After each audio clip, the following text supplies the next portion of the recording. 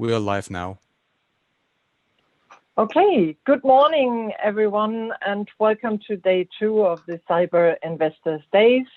A warm welcome to all those who are joining today for the first time. And this is the first eurobits Security Summit, a week which was planned full of conferences and was originally planned for May, but due to Corona, we had to reschedule, and I'm very happy that with a little bit reduced program, we can run this event for the first time in the Ruhrgebiet and internationally. And thanks to the digital equipment, we are able to connect you all here today, and hopefully next year again in person, then we can welcome you in Bochum. So this Eurobits Security Summit is under the patronage of Minister Professor Dr. Pinkwart from the Ministry of Economy, Energy and Digital of North Rhine-Westphalia, which we are very proud of, that we get such a strong support from our region and from the federal state of North Rhine-Westphalia. Today is a pitch day, and this has a long tradition. It is called the ITS pitch in Bochum, and so the tradition is also long with Eurobits. For those who don't know Eurobits yet so well, Eurobits was founded in 1999 and has always had the focus in bridging research and science with the IT security industry. And that was great success because the huge number of startups who developed out of this partnership is immense. And we will hear a little bit more about that with a speaker following me. But for today, we will have the main focus, of course, on the young companies, on the startups. Yesterday, we had a very good kickoff with the Investors Conference. We had Miguel Sancho from the European Commission with us, and it was a very lively discussion. And we also got the results from a new research study done by the German Startup Association together with the Ruhrkohle AG Foundation, which is interesting and, of course, supporting again the strong ecosystem, or is a proof actually that our ecosystem in the Ruhrgebiet is one of the strongest we have in Germany, and maybe belongs to the strong number of ecosystems in Europe. So today the focus is on you, on the young companies, on the startups, and you have run through a very tough selection. I know that the selection committee of EXO has really done a very precise job and many rounds in going through all your details, and those who have qualified today are actually in the final. So I take it in the language of sports. So welcome, you're qualified. And well, this is not yet the Olympic round, but I think this is a very, very good achievement being here. And the jury, which is also a very high-class jury with experts, will get you through these rounds, and we will very soon open the arena. But before I do so, I would like to thank our Eurobits team to set up with all the hiccups and on and off we had with Corona, to setting up this event here on a Zoom conference, and also the EXO team who supported us so well in the past months in working together and creating this event with in total, it was more than 40 startups applying for this final, and this is really a huge number, and that has mainly been organized by EXO. So thanks to that. But also, I would like to thank to our partners and sponsors in this round, because without them, this cannot be happen. And a special thank today goes from me to Willi Mannheims, because he's the coordinator of all the event, the jury, and he will guide us through the next hours of the ITS pitch from Bochum. So before we open the arena for the startups, I'm very happy to welcome Thomas Wollinger, the CEO of Escrypt. And Escrypt is one of the best stories, probably also from Bochum, founded 2004 as a startup. And Thomas, as I remember well, I don't remember you from that time, but I learned that you were the founder. So I'm very happy and pleased to hand over to you and listen to what your message today to the startups and maybe also to the jury will be. Thank you. Thomas, the floor is yours.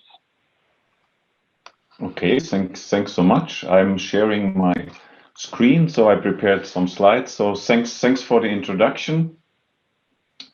As you said, my name is Thomas Wollinger. I'm CEO of Escrypt.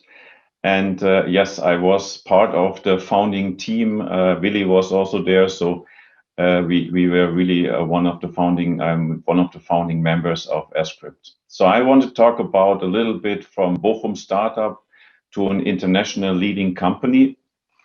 So I will also switch on my video. I hope this works. Okay, here we go. So you can see me also in my home office. So my first part will be Bochum startup and then international leading company, which we are today. So Escrypt, if you don't know us, we are one of the leading providers for automotive security, and that's how we started in 2004, as said. So if you look into our history, there's, let's say, the first part of my presentation is the startup phase. And I have, of course, many stories to tell, and we would probably need the whole day and more. But don't worry, I select only a few because, as said, you are the startups, you are the important persons today. So we started 2004 in Bochum as a spin-off of one of the chairs of Professor Paar. Why did we spin off? Because at that time, security, especially in the automotive domain, was not known. And a lot of companies actually came to us and wanted to have services and product from the university, which is, of course, not possible. So we said, let's start a company. So I'm sitting there at my first day at Escrypt, just finished my PhD in crypto and IT security. And the first thing they told me to do is, okay, Thomas, here's an Excel sheet with some companies, do some cold calls. So this was I was well prepared as a PhD in cryptography to do some sales. So this was some of my first tasks, as you do in a startup. Everybody is doing everything. Then we got maybe some appointment for some customers, potential customers. And I can remember one thing, we are standing at a gas station to fill up our car. And one of my colleagues said, Thomas, I don't know how to tie my tie. So there I was standing together with my colleagues on the gas station, somewhere in the middle of Bavaria, and trying to tie the tie of my colleague. So these are kind of the first of very energetic times I can remember. But also we learned a lot. Let's say I did some project work. I did billing, everything that was needed from technical stuff to finance stuff. But I also learned that, for example, cash flow is very important. As somebody with PhD in technology, you don't know that cash flow is important. And so we had full books, but in one point, maybe we almost crashed the company because we did not look at cash flow. So these are things I learned during the time. As you see in the picture in the slide, there are different ways, different things that we did over time. For example, we extended to the US. We started doing some product development, and in 2012, you see the change also of the color. We were acquired by Bosch, and at that time we decided we need more investment in our products because we were not able from ourselves to do it, and we were looking for partners. So I was doing, let's say, the due diligence and also the post-merger integration then into the Bosch universe. As you see on the picture is day one on the right side. So one nice story is when we prepared the day one to become, let's say, part of the Bosch guys told me, let's give everybody a present, something that to welcome the new employees into the Bosch world, and that they decided to do it with a branded bag. So everybody should get a bag branded by ITAS and Bosch. And so I said, this is not like a startup. Why don't you save the money and buy a table football game for all the branches? And as you see in the picture, I got agreement, and so we were buying a football table as a present from Bosch for day one. Then we moved on in the whole Bosch universe. We built it up, new products. We built it up, a lot of new branches all over the world. As you see, without this, let's say, backup from the mother company, this would not have been possible. You see some Asian flags. We have some North American flags there. So everywhere where, let's say, automotive industry is taking place, we try to be there. We were able to celebrate our 10-year Escrypt with a nice cake, the picture below. And then another, let's say, big step happened in 2017 and 18. 2017, we actually acquired ourselves a security company in Canada. So I was happy to sit on the other part of the table of the buyers, not on the selling part of the company. So this was quite exciting too. And we're still looking for M&As all over the world. And another important part was done in 2018. We did a merger. This was an internal merger, and basically the Escrypt part was the embedded part, and we merged with the IT part of Bosch, the IT security part, meaning the network security. In this sense, we combined, let's say, the embedded security knowledge with the IT network security knowledge, and we are now able to provide even more services that also are, let's say, IT network related. For example, we have a CERT, we have a cyber defense center, we have a security operations center for, of course, for example, to secure the Bosch universe, the Bosch company, the Bosch group. For example, in my group, we run all the antivirus for all the laptops in Bosch. But we also have set up a special CERT for our products, the so-called P-CERT, which is a CERT functionality that really is provided especially for products. And Bosch, as you know, has a lot of products with a lot of security needs. Now we are there, and let's say looking back, I can say there was a lot of fun on the startup phase, but I also like my job now in the Bosch universe. A lot of things, of course, changed. For example, the KPIs, like the key performance indicators. In the early days, our key performance indicators of the growth of the company was more like how many milk and coffee do we need to buy to make everybody happy in the office. Today, I'm tracked by EBIT, sales, and quality measures. The early days, the company meeting was on the coffee machine. And today I organize streamings for 400 employees all over the world. So a big change here. Doing everything on the same time was maybe the motto of the early days. Now I have experts all over the place, like for quality, finance, and so forth. So things change, but it's really let's say still fun working for in quotes for the best company of the world, if you ask me. How does this analogy is for you? So I think I try to give you at least 4 hints for today, for you as a startup. Looking back, I can say, try to find your own ways. It's your idea. Start with your idea.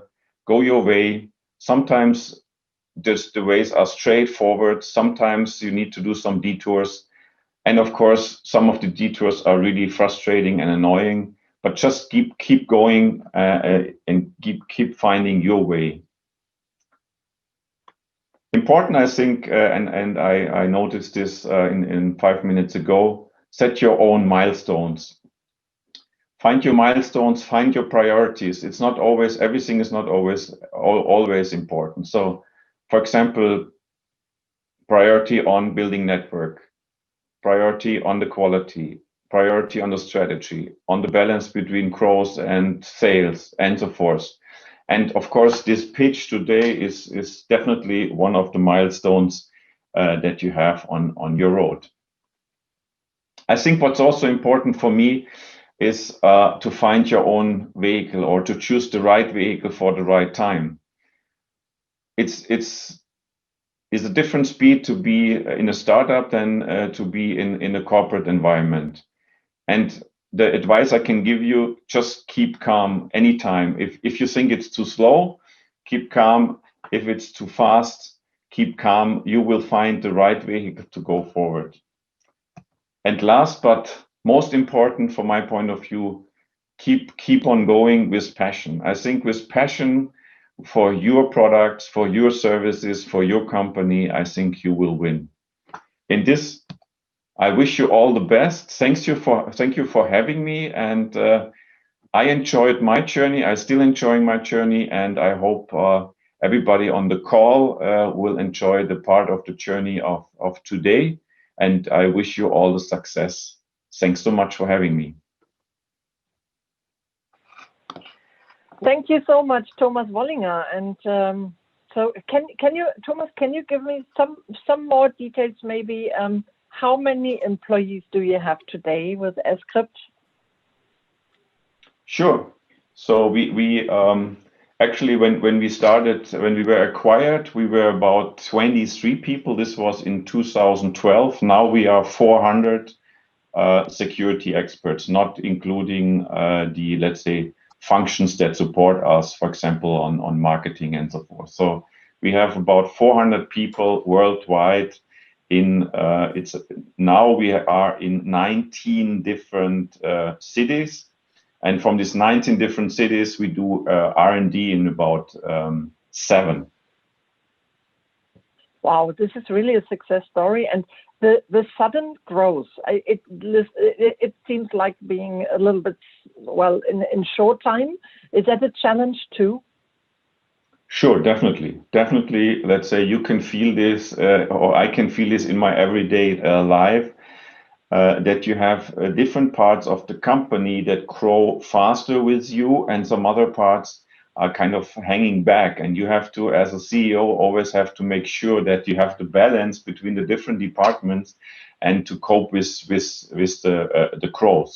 And this is like integrating the people, getting knowledge into the people, having processes that makes your life, let's say, more efficient, and so forth and so forth. And last but not most important, to also be able to serve your customers in an efficient quality, and of course in the best manner ever. So this is also not easy if you grow that fast, especially when growing all over the world. You have different cultures. If you work with Asian, let's say, customers, is different than if you work with the US customers. So to cope with all of this, of course, this is a challenge, and you can feel this, or I can feel this in my everyday life. And let's say we also try to consolidate every year and not to grow as fast. But let's say if customers ask us to grow, then of course we will do. I wish you all the best. Thank you so much for, well, stepping in a very short time. And I liked all your messages. I think a lot of those also fit to a personal career, not only for a company career. And wishing you all the best. And thank you so much for the support to Eurobits with you and Timo Gendrulis, my colleague in the board at Eurobits. And I know you are very tight in time. So next year, you promised me that you stay the whole day. So thank you so much. Yes, I will. And thanks for having me. All the best. Thank you. Bye. So now I would like to hand over to another short welcome, but a very interesting welcome. We learned yesterday at the Investors Conference from Dr. Alexander Hirschfeld, Head of Research of the German Startup Association, what is the USP of the Ruhr area and why is it so exciting to work with startups. Alexander, the floor is yours. Thank you. Yeah, thank you very much for having me. Thank you for the invitation, Christine Skropke. And I think my short input strongly relates to what we just heard. I mean, there you heard from firsthand experience what the Ruhr ecosystem is about and what it has to offer. And we, as the German Startup Association, together with the RAG Stiftung, did a report on the cybersecurity ecosystem in the Ruhr region. And very generally, for us, it's important to highlight as an association that startup and startup ecosystems don't only emerge in Berlin and Munich, which are still kind of the hotspots in Germany, but also play a role on the European and international level, but that there are also, I'd say, specialized ecosystems that in every part of Germany you have certain USPs, you have certain fields, verticals, where there is a strength, where there are opportunities. And what we really saw in our research we did with the RAG Stiftung was that this is true for cybersecurity in the Ruhr region. And today I'm not giving you a long speech because it's all about startups, it's about the pitches. I just want to give you 3 key insights, key takeaways from a study from a, I would say, startup, but also from an investor perspective. The first one, I'd say the time to found a cybersecurity startup is now. I mean, we are not in the pioneer phase, the phase we just heard about in the speech before, 20 years ago, but we are in a phase of, I'd say, digitalization of everything and everyone, and a huge push to this development due to the corona pandemic. So even fields that have been kind of reluctant when it came to digitalization, for example, education and health, they really see the need to become more digital, to become more secure, also to have a good infrastructure for the products, for the processes. And this is a huge opportunity for cybersecurity startups and a huge and growing market. So this is the first, I'd say, important message from our report. The second one, even more closely relates to this event and to what we heard before. It's about the strength of the cybersecurity ecosystem in the Ruhr area. First of all, what we have here and what is really unique and special is the strength in science when it comes to cybersecurity. You have universities and research institutes that very early on started to focus on this sector, on this industry. And what is even more important is that there is a strong link between science and practical application. And this is really important for startup ecosystem. I mean, you can have the best science, but you need people who are ready to build up a company, who are ready to think about cash flow, about daily problems when it comes to businesses, and not only be part of research and research project. And this is really a big plus. Second, you have in the Ruhr region and in North Rhine-Westphalia in general, established companies that have gone through all the phases that are important. So you can talk to them. You don't have to make all the mistakes yourself. If you are startups, you can talk to them. They have the experience. They have the networks. They can help you out, and you can also help them out with your new ideas, your input. And this is very important to kind of relate startups to the existing companies in the region. And last but not least, you have an increasing interest by investors from the national, but also on the international level for this region, who kind of realize what is going on here in the Ruhr area, also in North Rhine-Westphalia in general. And the region, I would say, is increasingly becoming or coming on the radar of that kind of actors. And that relates to my last point that I want to make, and which is very important, I think, for this event. There is a need for investment in cybersecurity in the Ruhr area, but also in Germany, Europe more generally, and there are huge opportunities. Here you have startups that are in early phases, that are just growing, and they need money to scale. And you also have a lot of people who are kind of willing to create a new startup, to build up a company. And for them, it's great to know that there are investors out there, that the ecosystem is kind of thriving. And for investors, you have the opportunity to kind of get into this development that is actually going on at the moment, and to become part of that passion, as we just heard in the speech before. And that is why I think this event is great, and I'm very much looking forward to the pitches and learn more about the startups today. Thank you very much. Thank you so much, Alexander Hirschfeld from the German Startup Association, and we have a little bit run over our time, so that's why I will hand over very quickly to Florian, who is a moderator for the rest of the day.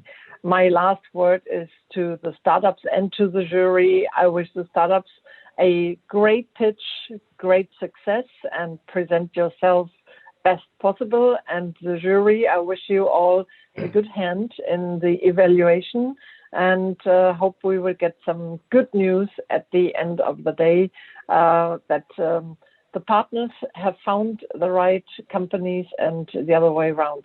Thank you, and wishing you a successful day now for the, I call the Arena Open now. Thank you. Thank you very much, Christina, and good morning, everybody, from my side. As Christina already said, and she's very right there, we're a little ahead of schedule, overdue in the schedule, so I will keep my introduction short. My name is Florian Siegert. I'm project director at Eurobits, and one of my tasks here is international networking. This is why I have the honor and the pleasure to be your host for the rest of the day. Before we start the pitch itself with a short introduction of the jury members, I will just quickly talk you through the procedure and through the agenda of the rest of the day. We will have 13 startups in total pitching. Each of you will have exactly 4 minutes of time. And as we're on a tight schedule, I urgently remind you to not overspend this time. You will receive a reminder from us 1 minute before your time is up in the chat. And if the 4 minutes are up and you're still talking, I will remind you very politely to end your presentation. After each pitch, the jury will have 3 minutes for Q&A. The jury is going to indicate to me who wants to ask a question, maybe to get some more details about the topic you did talk about, or maybe just ask additional information which the jury wants to know on top. And again, there we will be quite strict on the schedule, 3 minutes Q&A, and then the next startup is going to start their presentation.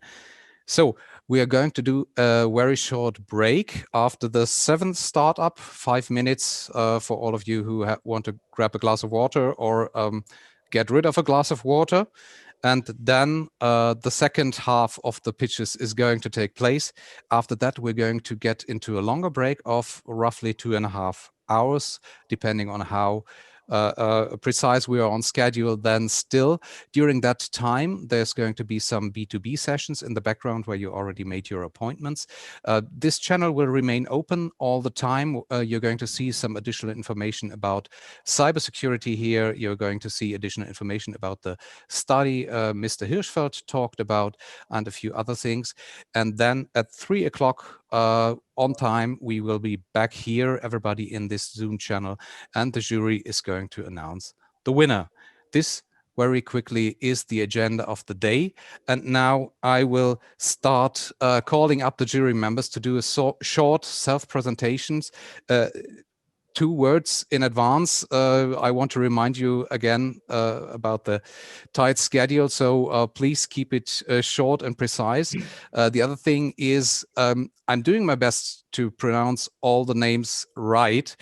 If I fail to do so, please accept my apologies in advance and take a quick look at my name and be assured I have a long history of getting my name spelled and pronounced wrong as well. So, Willi Mannheims, please introduce yourself.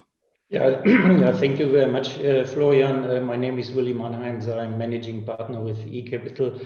eCapital is a venture capital fund in Germany, established 1999, and 2 years ago we established a dedicated fund which is only investing on a European basis in cybersecurity. Yeah, I wish all of you the best, and but I have to set the record from Thomas straight. That's the only KPIs within Escrypt where if there is enough milk and sugar, we had more, but he is in 1 point right. The first investment we did within Escrypt was a big coffee machine. Thank you, Willi. Rainer, please, you next. The mic is closed still. Yeah, now it works. My name is Rainer Baumgart. I'm physicist. That explains a lot. I'm member of the board of directors of Eurobits and more than 30 years in the business of IT security. And for example, together with Willi Mannheims, one of the founders of SecuNet, now the market leader in cybersecurity in Europe since several years. And today I'm founder again in a startup for quantum computing technology. Yeah, thank you. I wish you all a good startup today. Thank you, Rainer. Augustin Blanchard, please, you next. Yes, good morning, everyone. Augustin Blanchard speaking. I represent ACE Management. ACE Management is a French-based, Paris-based venture growth equity investor focused in cybersecurity and digital trust software tools. We invest in B2B, B2B software focused on cybersecurity, obviously. In venture/growth equity rounds, i.e. ranging from 5 to 50 million equity, total equity checks. And we wish all the best to the contestants. And we are very happy to be here. We're happy to have you here. Thank you very much. Professor Dr. Tim Güneysu. Yeah, good morning, everyone. My name is Tim Güneysu. I'm professor for security engineering and speaker of the Horst Goertz Institute for IT Security here at Universität Bochum. And I'm actually representing the research domain in this pitching here. So I'm looking forward to all the pitches and wish you best of luck. Thank you very much. Mr. Stefan Kausch, please. Thank you, Florian. My name is Stefan Kausch. I'm working for the Federal Ministry of Economy and Energy on the program Exist, a funding program for startups out of the science.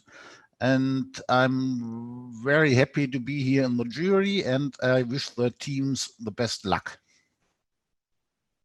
Thank you. Next on my list, Reinout van der Meulen, please. Hi, thank you, Florian. My name is Reinout van der Meulen, and I'm investment manager at Team Capital, based in the Netherlands. And our current fund invests in security and cybersecurity companies, both early stage and later stage. And I myself have an entrepreneurial background, and I'm really looking forward to the pitches and wishing everybody all the best. Thank you. Another one from the science area, Professor Dr. Norbert Pohlmann, please. Yeah, good morning. My name is Norbert Pohlmann. I'm professor in the Computer Science Department for Information Security and director of the Institute for Internet Security at the University of Applied Science, Gelsenkirchen in Germany. In addition to that, I'm chairman of the IT Security Association TeleTrust, and I'm member of the board of the Internet Industry Association ECO, and I wish every startup success. Thank you. Ulrich Seldeslachts, you're next, please. Guten Morgen. Vielen Dank, Florian. And you pronounced my name perfectly correct. So sometimes it does work. Good morning to all of you. I'm sitting here with a couple of different hats. Firstly, I'm the managing director of an association called ELSEC, which is a cybersecurity association already for 2 decades, active in Europe. Started as a spin-off from the KU Leuven University. From this, we have quite a number of startup companies that we have supported and guided throughout the years. I am personally also actively involved with quite a number of companies in the space and supporting them actively with 2 feet on the ground on getting into markets and also getting further established and grown. And then finally, I'm also here sitting as the chairman of the working group 2 within EXO, which is the cybersecurity organization, where we have specific activities that support the market developments and then in this case, investment relations, and which is the partner, thanks to my team from the Secretariat that has coordinated together with Eurobits, also a partner of ours, this great event. And also from my side, good luck to all of the investee companies. Thank you. And our final jury member, Carlos Moreira da Silva. Hello, good morning to everyone. So I'm taking cybersecurity and digital infrastructure investments for Sona IM. Just in cybersecurity, we have invested since 2013 in 13 companies across the world, so throughout Europe, but also US and Israel. We typically invest in late A and Series B rounds. And yes, it's a pleasure to be here and looking forward for the presentations. Thank you. Thank you, Carlos. Thank you, everybody, for your short introduction. And now, without any delay, we're going to start with the first startup pitch, IoT Inspector. Please start your presentation now. Stage is yours.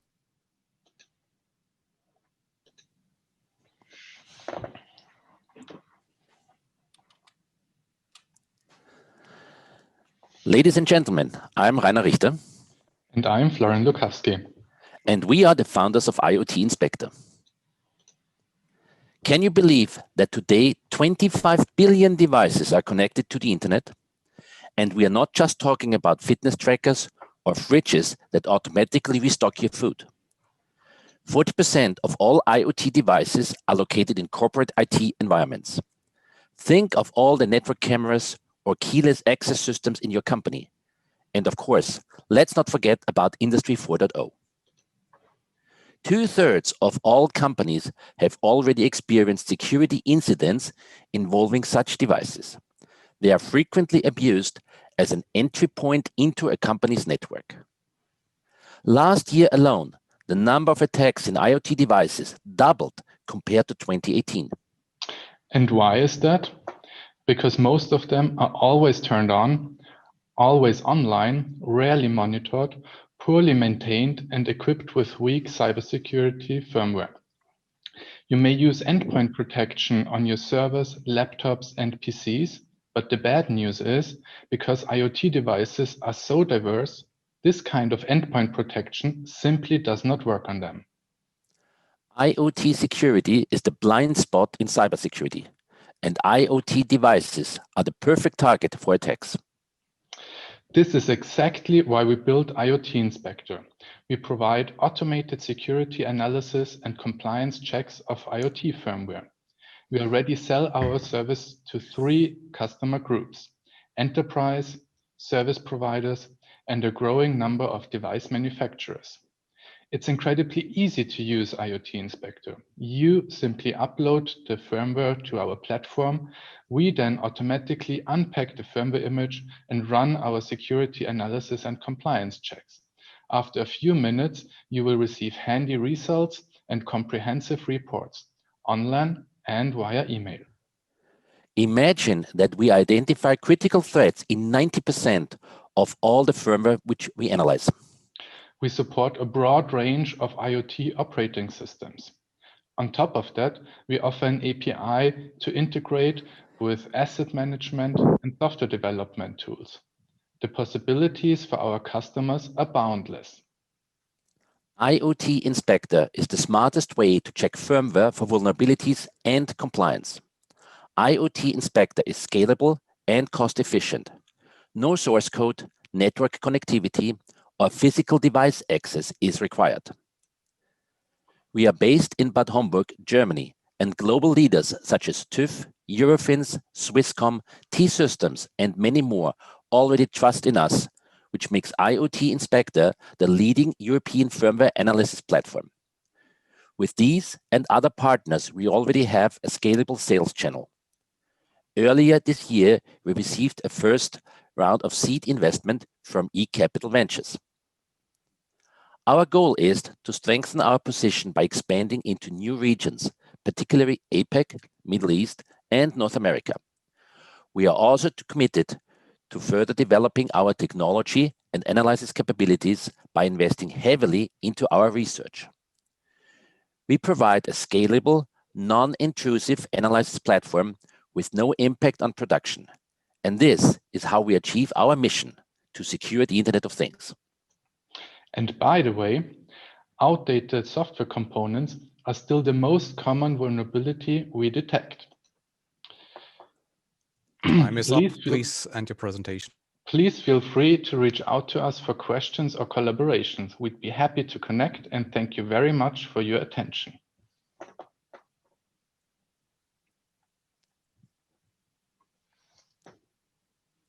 Thank you very much. Now for the jury. Who has questions? Please raise your hand or give a thumbs up. Willi, please start. Yeah, thank you, Florian and Rainer, for your presentation. You have big targets. How can you fulfill this? Because you are a really young company, only a couple of months old.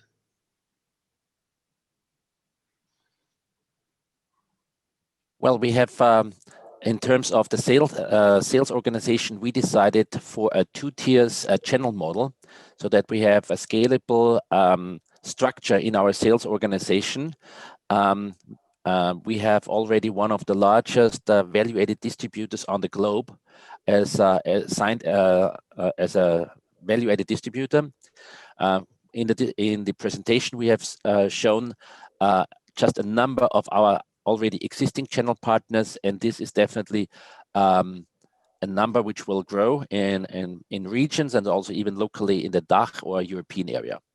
That's one side. And the other hand, that means also we are expanding in our sales team, sales and marketing team. And also on the R&D side, we are bringing additional functionality into the IoT Inspector, which will be better described by Florian. Yeah. No, so on the technical side, we have a lot of plans to even further enhance our analysis capabilities, interoperability with other devices to make sure that we scale to our targets. Ulrich here, and a major challenge in this domain is that you can deploy your solution on-premise. How do you do this, and how do you update basically the firmware data to do that? Mm-hmm. So the default setup for us is to run in our data center, which is based in Europe. So default setup is software as a service. However, there is an option to run on-premise as well. And update is done via a secure connection to our update server. Time is almost up. One last quick question and answer, maybe, Reinout? Yeah, perhaps the question: how do you will find enough specialists and people for your development and your growing trade? This is the beauty about IoT Inspector. So basically what we do is we automate the analysis capabilities of talented researchers. So we have a couple of talented security researchers working for us, working on basically putting into code what they would do to find vulnerabilities and issues in IoT devices. Time's up. Thank you very much. Please stop your screen sharing. We are going to hand over to Alias Robotics. Hello, everyone. Let me try to share my screen. Can you confirm that you can hear me properly? Yes, please start the screen sharing now. That's fantastic. So can you see my screen? Yes. So good morning, everyone. This is Enrique Giluriarte, CEO of Alias Robotics. And Alias Robotics is a robot cybersecurity company. A robot cybersecurity company that is founded upon a ground in roboticist approach. And that's why we take this proxy to cybersecurity. We've got a company that is founded upon previous experiences of 10 plus years in the robotics industry. Now, robots in industry have been traditionally isolated, a paradigm that is now broken by the actual Industry 4.0, where connectivity comes predominant. And these traditionally isolated systems are now not to be trusted. And I'm stealing here a sentence by one of the jury members that we have today, which is that we shouldn't trust robots by default. Now, this is what happens when an attacker targets the safety limits within a robot, or either when a robot is manipulated to exfiltrate IP. Now, there's an additional attack that you see to your bottom right, where our industrial robot is getting ransomed within Industry 4.0 by using this USB attack, for example. That's why we produced and we created the Robot Immune System, a unique endpoint protection platform for robots. RIS is a unique software that is inspired by the human immune system and builds and gets installed within the actual industrial robots, building a next generation antivirus for robots. As of now, RIS already supports the top sales industrial robots. As of now, we support robots from the most popular vendors out there, and it is available for more than 45 industrial platforms, including ROS and ROS2 deployments. We serve RIS with a flexible licensing mode, including a research and development oriented license for research and development purposes. Now, we also serve a full professional license that enables for full industrial use, and our product is on the way towards certification according to IEC 62443. As you know, this is the industrial cybersecurity certification. Now, some of our references are grouped in this slide, which also include some of our services reference, which Alias Robotics has been provided for more than 2 years. Now, our product customers are growing fast, and you see them to your right, and we expect to be building more and more of these in the near future. That's what motivates our Series A to be open in 2021. And to give you some context, Alias Robotics was also able to raise a pre-seed round back in 2019. We successfully secured our seed series, which will come live very soon. And we expect then to do this Series A from 3 to 5 million in the Q2 of 2021. Once our sales have already started to boost, as we are seeing right now, and we plan to expand our sales and to expand more our certification process with this series. Now, this is our current locations. Our headquarters are in Spain, in Vitoria-Gasteiz, but we also have some secondary Time is up, please, and your presentation soon.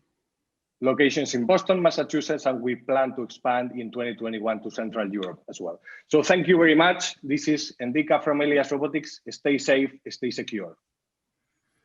Thank you. Who has questions? Carlos, please. Thank you for the presentation. In terms of go-to-market, how are you planning and structuring things? So thanks very much for your question. As of now, we are dealing with internal sales, and we are doing sales as a direct means, but we also looking for the channel of selected partners down the road. Some of these partnerships will be announced decently soon, and we advise to keep posted on that. Thank you. Mr. van der Meulen. Hi. Robot security seems to be a niche of OT security. And I haven't seen anything about competition.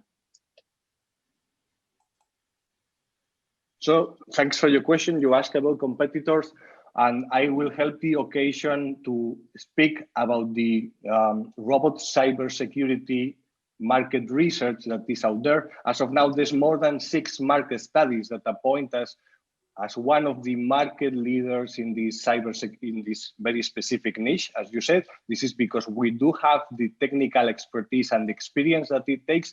And along with that, it is depicted a global picture, where there's some partial competitors of us. And to name a few, there's Entity Data, Entity Security, Trend Micro, and some others that are within the research phase of this market, pretty much. Time for one more question. Professor Pohlmann, please. Yeah, for which operation systems is your systems running? Sorry, can you repeat this question? Operation systems is your solution running? So it runs for a multitude of OS, and it adapts to the actual OS that the robot might be using. And this is built, and the beauty of our solution is that it is able to build within a modular approach and adapt to the actual operating system that the actual industrial robots is used. So to give you some context, some industrial robots, most industrial robots use proprietary systems. Some of them are built on top of Linux, and some others are built on top of Windows. Thank you very much, everybody. I would like to ask you to stop sharing your screen. Thank you. And now, Sweepatic, stage is yours. Thank you. Can you hear me? Yes, please start. Perfect. Thank you. Hi, good morning. Thanks for having me. My name is Stan van de Kastelen. I'm founder and CEO of Sweepatic. We operate in the attack surface management market with our advanced reconnaissance platform. Think about burglars. They drive around in the streets. They look at our homes day in, day out. They watch us and our belongings and observe our patterns. Well, the burglars of cyberspace that you and I may call bad actors, or even worse, they're organized, inventive, and really dedicated. In fact, before they launch a cyber attack, they try to find out as much information as possible about our businesses. And there is plenty to find about organizations. In a recent benchmark exercise, we were sweeping the 14 largest banks in Belgium, and we came to some very interesting insights. On average, their attack surface doubles every 9 months. 73% of the published files contain sensitive personal information, and around every 7 days, there is a new red flag per organization to report. When we confronted those companies with the data, they were not aware and became concerned. And we were looking at other sectors like retail and e-commerce. The numbers are even worse. I want to introduce you the Sweepatic Attack Surface Management Platform, a fully automated, AI-enabled and cloud-based software with easy-to-use features. It is running on the internet day and night, and it is mapping, monitoring, and managing all internet-facing assets and their exposure. Through the Sweepatic lens, our customers gain a lot more visibility and control before somebody else does. The Sweepatic platform is a great cost-benefit solution that is saving time and augmenting the work of IT and data security teams. In its first year and a half in the market, Sweepatic welcomed more than 15 enterprise customers, its first partners, and we continue to grow. Our go-to-market is a mix between direct sales, where we grow the number of platform subscriptions in our home territory, in combination with an indirect model where we continue to work with strategic partners throughout Europe. The acquisition that we do is mainly through what we call Sweepatic reports, an upfront teaser report that allows a very personal conversation with a prospect. The management team of Sweepatic consists of Chris, a very experienced manager coming from McKinsey, Johan, who is the technical brain and coding rockstar, and I have 20 years of experience in cybersecurity, and I was able to convince them to join the party. We are now raising 2 to 3 million euros investment to scale our venture. The proceeds will mainly go to new hires, experts that are helping us implement and grow the sales business and channel. We want to increase our marketing activities and accelerate the product development and customer success tracks. So if this sounds interesting to you, or you know organizations that are concerned about their attack surface, then come and talk to me afterwards. Thank you for your attention.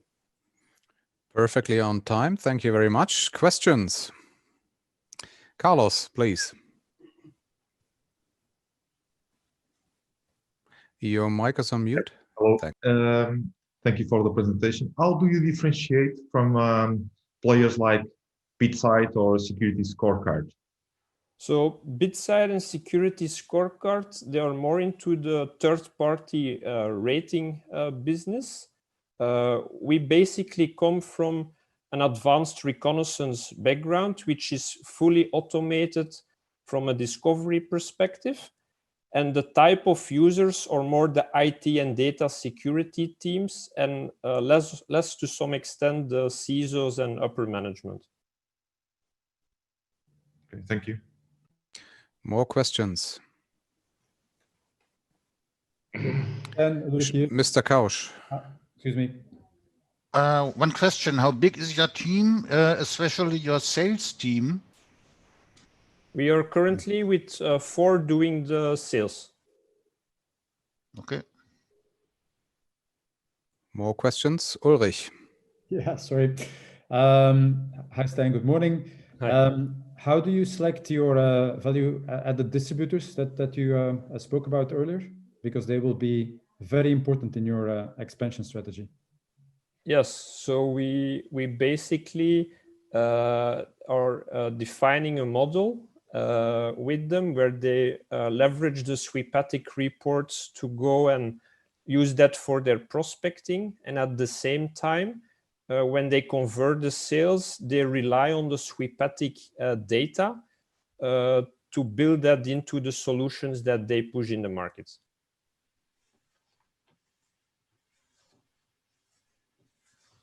More questions? Willi, please. Yeah, if you are screening the web pages from your customers, can it happen that they are closing them down because you are screening? Good question. So the Sweepatic platform consists of 3 layers: the data collection, intelligence, and the representation layer. On the data collection layer, the main modules are passive reconnaissance modules where we mimic normal traffic to come to the different data points. Upon consent of the customer, when we execute the contracts, we enable the active modules to go more into an offensive mode. Okay. Time for one short question. Reinout, please. Hi, Stein. This sounds like a solution more for the larger enterprise customers, or do you also foresee that smaller SME companies could benefit from your product? Great question. So the strategy we take now is to engage the market, take the market share with indeed those larger enterprises, because through the digitalization and their move to the cloud, they have a very big challenge to maintain the visibility and control. Once we further developed the product and took the market on the enterprise level, we will open it also up to the SME in a fully automated and self-service mode. Thank you very much. Time is up. So I ask you to stop sharing the screen. Thank you very much. TrustCerts is next. Yes. So everything should be seeable. Yes, please start. Okay, thanks. Yes, good morning. My name is Mirko. I'm the CEO and founder of TrustCerts. We are a spin-off of the Institution of Cybersecurity, and we started to build a trust service for the digital future. Now, a survey by PwC showed that 2 out of 3 CEOs said, okay, we need digital transformation. Not only COVID-19 was one of the main reasons to swap into this new kind of business. But the problem is trust is very fragile. You can compromise systems, you can manipulate credentials and documents. And this is for Germany a really special point, because normally made in Germany stands for quality. If you have a product from Germany, you know, okay, you pay more because you have quality, it stands for something.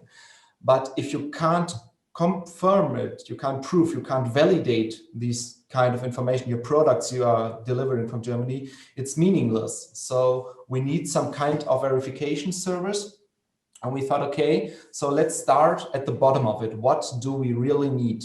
And we started, okay, we need a trust memory, some kind of persistent storage where you can store every relevant information. So we developed an own blockchain. We didn't use Ethereum, Bitcoin, or Hyperledger Indy because we found out, okay, there are a lot of security mechanisms that can't fulfill with the GDPR or the security standards of the industry. So we built it from scratch and are planning to get a certification by the BSI. And we are also patenting one deletion algorithm we found, because you can't make 100% sure that the system is already working. On top of this, we built the Trust Creator.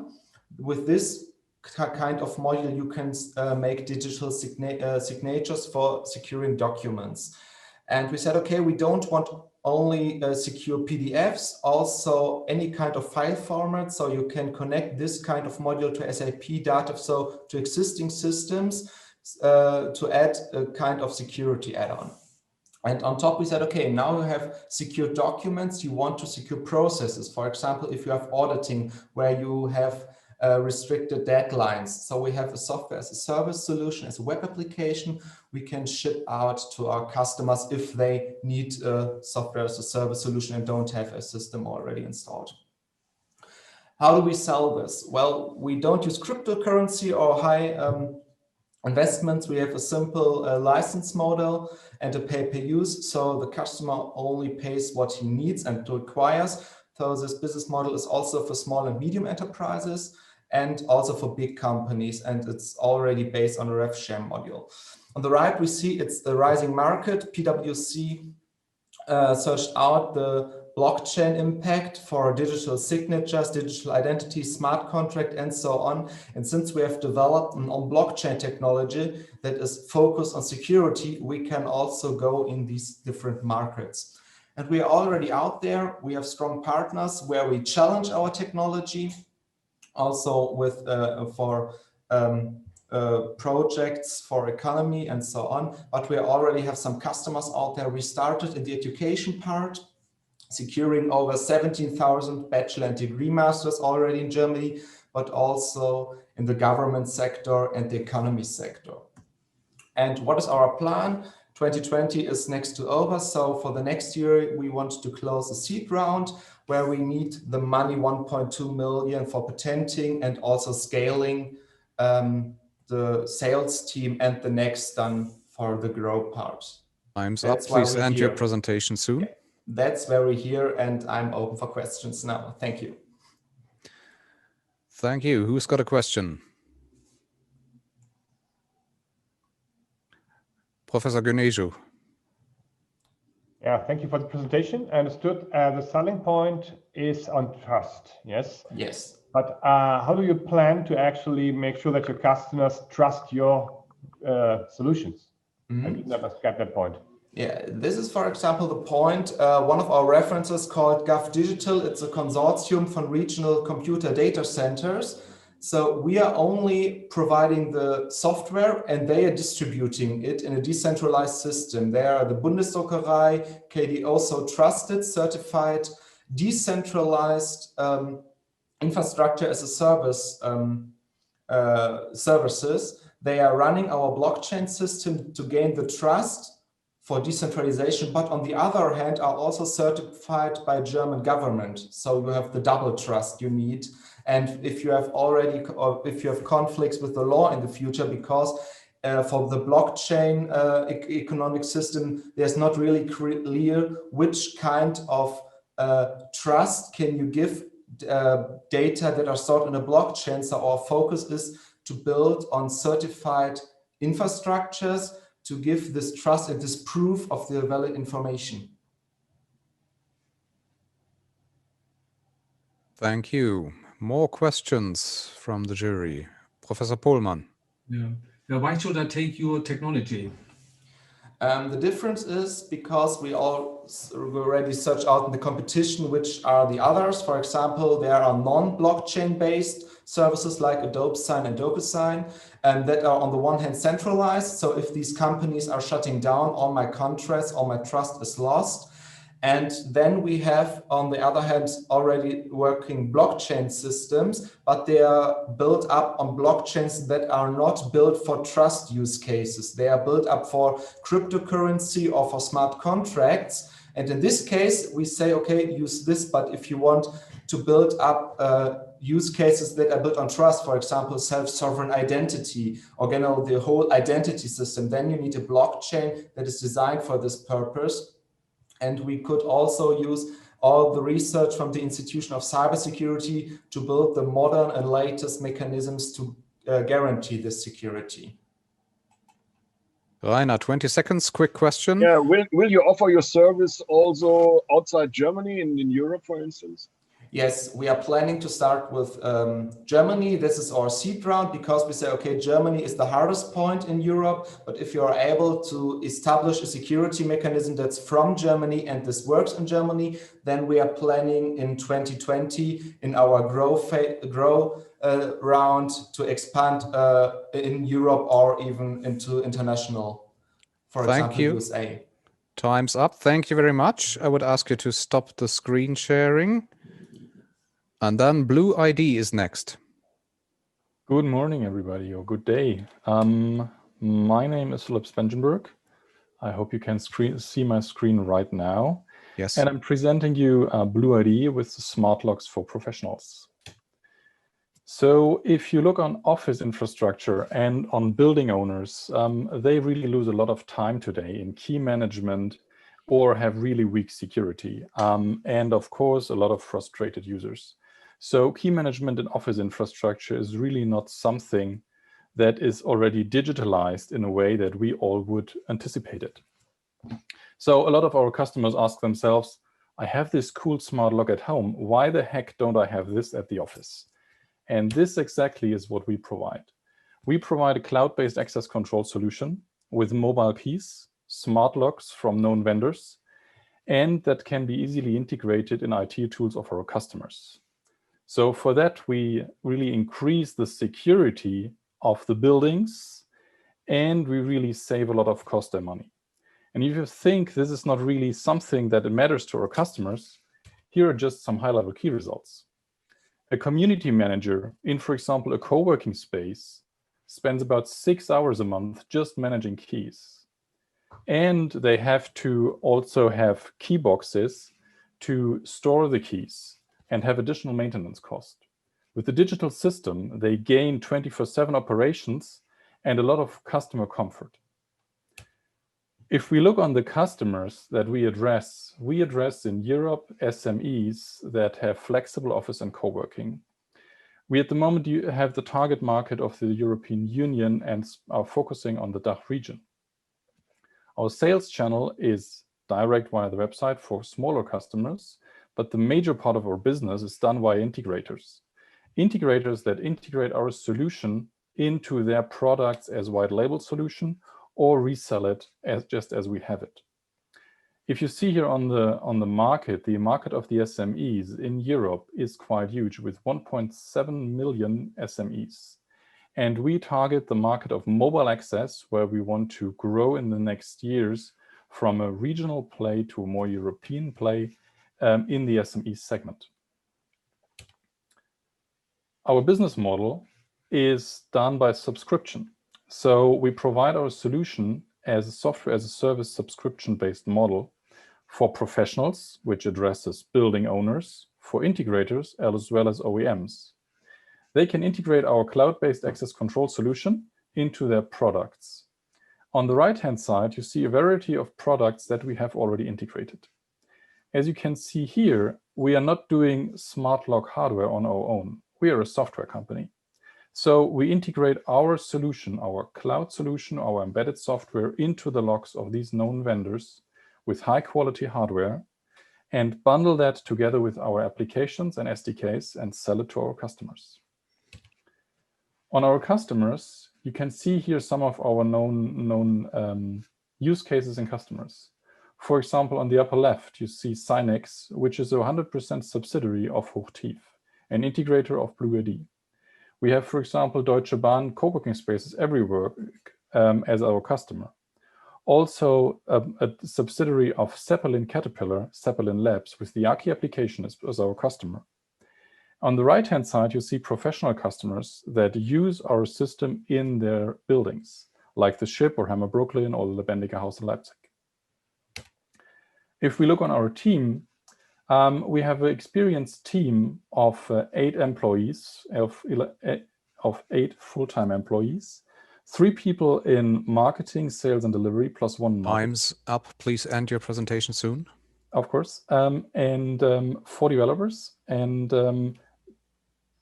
if you ask yourself, why am I here? The complete product is based on PKI and on IT security. And that is what it makes it so compelling for the IoT market. Thank you very much. Thank you. Do I see any questions?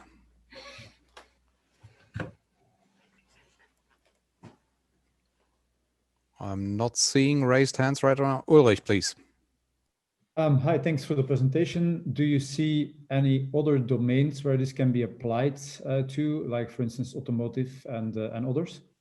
And how yes, the technology itself can be applied to really a big variety of domains, because it basically addresses the use case that you spread identities to the IoT devices, to the users, so the mobile devices or the tokens. And then you authorize end users by tokens to be allowed to interact with IoT devices. So the answer is absolutely yes. So how would that work in, for instance, automotive? That was the follow-up question. In automotive, it would work, for example, for applications like mobile key. So you spread identities to the cars, for example. Each car has a unique identity, but it's not authorized yet. It's basically like a passport. And you as a user, you download the application on your mobile phone. You also generate an identity, but you're also not authorized yet. And once you do a booking, the backend service, which knows the identities of you as well as the car, generates a token, which is basically a certificate. And that is matching exactly your identity with the identity of the car to allow interaction and functionality for a certain period of time. I saw a raised hand. And this is totally bulletproof. Okay, thank you. Sorry, I saw a raised hand at Mr. Baumgart earlier. Yeah, I've seen you have basically strong competitors like Kaba or others, and how you will proceed in the future against such strong players in the market. Yeah, big customers, big competitors, like, for example, Dorma Kaba, they have a very, very broad portfolio. And we are specialized on mobile key and on cloud-based access control. So our knowledge of cryptography and security really makes our offering unique, and our customers integrate our solutions into their portfolio because we also allowed white labeling. That is something that competitors like Dorma Kaba, for example, do not allow. Thank you. I saw more questions, but time is up, unfortunately. So thank you very much. And please stop sharing your screen. Thank you. Now, thanks for having me. You're welcome. Now we move on to our last candidate before the short break. DeepInspect, please. Good morning, everyone. Good morning. Good morning. Just 1 second, I'm sharing this. Thank you very much for these opportunities. My name is Antonio Mauro. I'm a founder and CEO of DeepInspect. My background is cybersecurity. I have 20 years old in cybersecurity international company. I spent a couple of time in military background, PhD in cloud computing, government, and I have all the patents. What is the DeepInspect? The DeepInspect is a very young startups with the cybersecurity pending patent under EU and US protection. The DeepInspect, it is funded by other co-founder like NSL to support me to human value and financial resources, and the other founders and investors have a background in government and military, and which is inspiration the platforms. What is the inspiration like a military use? In military in general, it is heterogeneous technologies by command and controls, and for these reasons, it is inspired by platform. What is the challenge? We have two different challenges. The first one is scan the vulnerabilities in an industrial ecosystem like ICS, SCADA, and IoT before the cyber threat, before the attack exploit the systems. And the second challenge is use the same platform to scan ecosystem to reduce the complexity. Why this one? Because it is most important in a couple of plants. It is too big complexities, and the impacted industries, it is very, very high. At the moment, it is not present on the market. The single platform for scan the vulnerabilities in both ecosystems. We are ready to go with our platform named DeepInspect. It is a single dashboard for automated vulnerability assessment and penetration test in both technologies, ICS, SCADA, and IoT like wireless systems. At the moment, it is possible to have reduce the complexity because it is just a remote control the other systems in a complexity operation like multiple plants, and it is a possibility to go through the remote control in the multiple sites. Other things is reduce the risks, and it is possible to include this solution in the general framework and the general capabilities. What is the frameworks? In general perspective, this is a 5 steps in the cybersecurity capabilities, and it is present on the market other brands in the other capabilities like to detect the protection, response, and react, and so forth. DeepInspect, it is a complementary solution, and again, it is possible to scan the vulnerabilities before the hacker exploit the system. It is possible to integrate with a general perspective in a general things. What do you need? We need to find like 5 million just to growth, engineering, R&D cost, growth the teams, and sales and marketing. This one, it is our plan. We have 5 prospective clients located in the Europe, and this located only in the Europe, but our idea is to distribution this solution outside the Europe and in international way. Thank you for your time. Few seconds ahead of time. Thank you very much. We're going to start with the questions now. Ulrich, please. Hi, thanks for the presentation. Why would you say that some of your competitors would not be able to do any identification? I know that there are some issues in regard to some of the OT devices, but they can also detect and identify at least the devices. So why would you say that? Yeah, it is not completely we are the same solution to scan the vulnerabilities by the same platform, both ICS and SCADA. Other brands in this scenario, for example, we need to have multiple brands to scan the vulnerabilities in IoT by like wireless, for example, it is IoT Secure, or an ICS SCADA like Tenable, Indigi, or other ones. At the end of the journey, if you have the same, we need to construction a multiple solution like Tenable Indiges plus IoT Secure plus management plus asset inventories. In our solution, you have just a one platforms like hardware and software to have the cross scan both ICS SCADA and IoT. I think you need to revisit that because both Forescout and Nozomi can also do IoT without any issue. Not yet, because not zooming for a scout, it is scanning the vulnerabilities, but only in ICS SCADA systems, and using the system like 2 CVEs.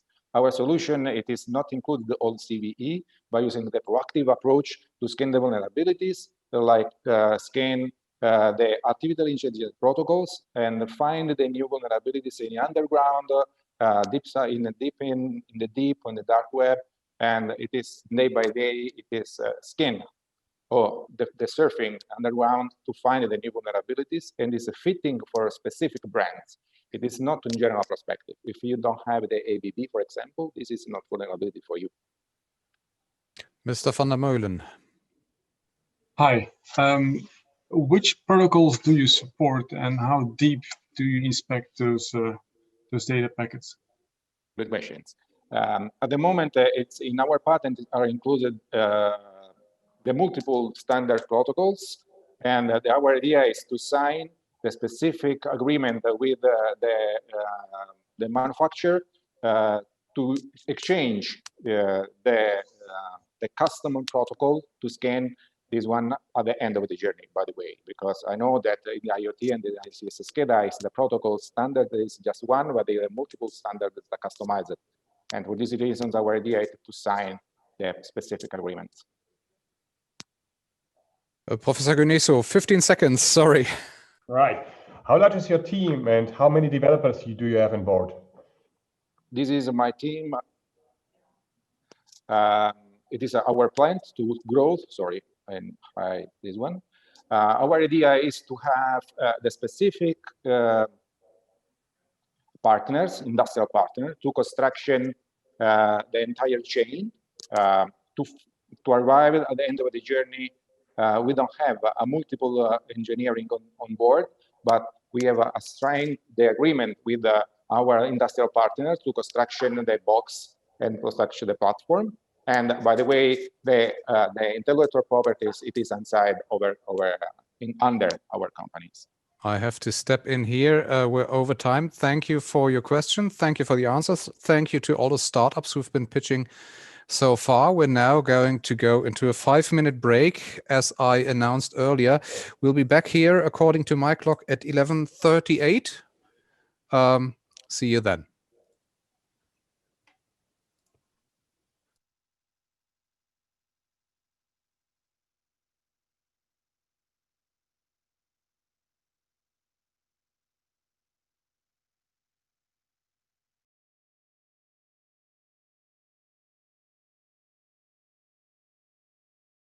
So welcome back, everybody, for the second part of the pitches. I see that Madana is already ready. I'm just going to check quickly if all of the jury members are back. Please just quickly switch on your video so I can be sure. I'm missing one of you.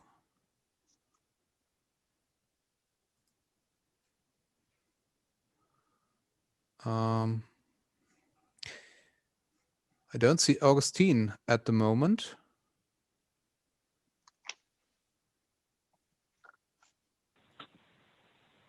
I'm here. There you are. You just got lost on my video screen. So all the jury members are back. Then I'd say, Madana, please, stage is yours. Start your presentation. Perfect. Hello, everyone. I'm Christian, CEO from Madana. We live in a digital world. Unfortunately, this world is compromised. Cybercrime costs are exploding to an estimated $6 trillion globally by 2021. More and more developers are hosting their applications in the cloud, but over 80% of tested cloud-hosted applications are endangered by significant security flaws. At Madana, we have developed Madana Core so that developers and companies no longer have to worry about security threats or having to place trust in cloud providers. We offer a cybersecurity solution which is powerful, affordable, and easily accessible for everyone.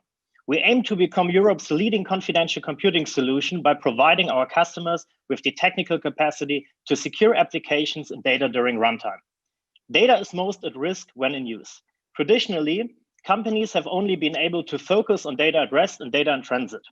Through trusted execution environment technology, Madana is able to protect data in use while in RAM and during runtime, completing the data and application protection lifecycle. Madana Core enables secure and trusted applications during runtime and is comparable to a safety deposit box for your digital assets through scalable, secure enclaves. No third party, including Madana itself, is able to access the user's secure enclave. A secure enclave consists of cloud-hosted or on-premise installed hardware-encrypted environments, which are server components called TEEs. At Madana, we are utilizing Intel SGX as cloud-hosted components and OVH Cloud, the leading European cloud provider. Through our Kubernetes cluster and our software management system, Madana Core, we enable our customers to easily configure and start secure enclaves to suit their specific needs. Every enclave can be adjusted to fit any use case by utilizing different software environments, which can be easily created through Madana Core. Within a few clicks, you can convert existing Docker images, IPFS files, or Linux Alpine packages into custom environments for your secure enclave. We will offer the easiest to use confidential computing solution on the market. We are active in a large and rapidly growing market with a primary focus on application and cloud security. We aim to reach a 3% market share in the EU and a 0.5% market share outside the EU in these relevant markets by 2025. Why is Madana going to succeed?